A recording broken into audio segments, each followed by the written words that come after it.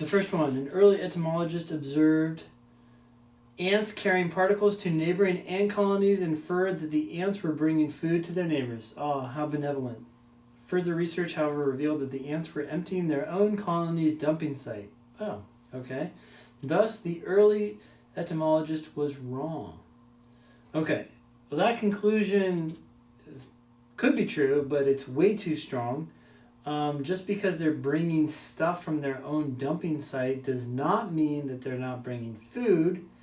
So this argument is flawed. It's assuming that if you're bringing stuff from your dumping site, you can't be bringing food.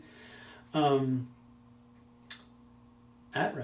Oh, that's the person who made this argument. Atren's conclusion follows logically if which one of the following is assumed. This is a sufficient assumption, right? Question, because it's saying the conclusion follows logically if which one of the following is assumed. Not that it has to be assumed, but if it were assumed. And that means I'm looking for an answer choice that will guarantee that the etymologist is wrong, right? So it's going to be strong, most likely.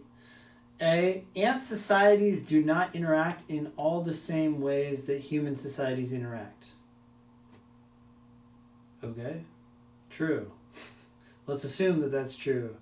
Does that mean that the etymologist was wrong? No, it doesn't talk anything about the food or what the ants were doing, so that's wrong.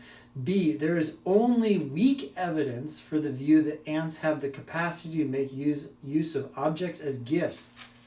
Okay, there's only weak evidence for that? Great, but what happened here? Doesn't prove anything.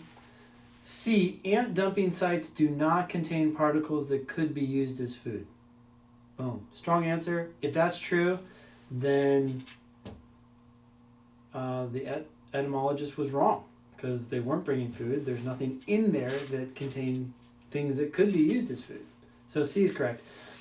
D, the ants to whom the particles were brought never carried the particles into their own colonies. This could be the correct answer in a strengthen question. I mean, it wouldn't with C there because C is stronger, but D strengthens the conclusion, right? It does suggest, oh, maybe it wasn't food after all, but it doesn't prove it.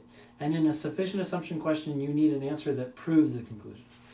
So C is hands down better and correct, whereas D is not. E, the etymologist retracted his conclusion when it was determined that the particles the ants carried came from their dumping site. We don't really care what people do, but at the same time, this does strengthen the argument, right? Like, oh, this person was wrong.